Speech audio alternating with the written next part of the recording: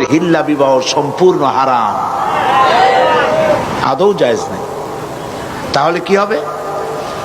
হবে এই যে প্রথম স্বামী তালাক দেওয়ার পর স্ত্রী ইদ্যত পালন করবে।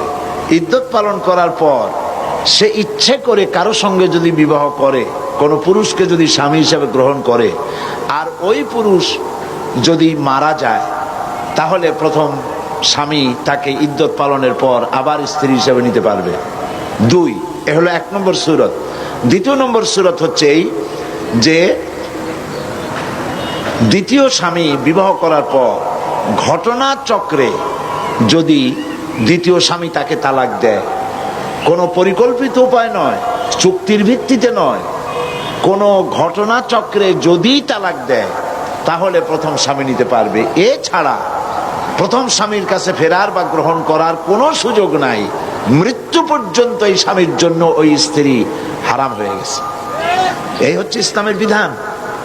গ্রামের মাতব্বর কি বলল, চেয়ারম্যান কি বলল, এইটা ফতোয়া নয়, এইটা ফতোয়ার বিষয় নয়।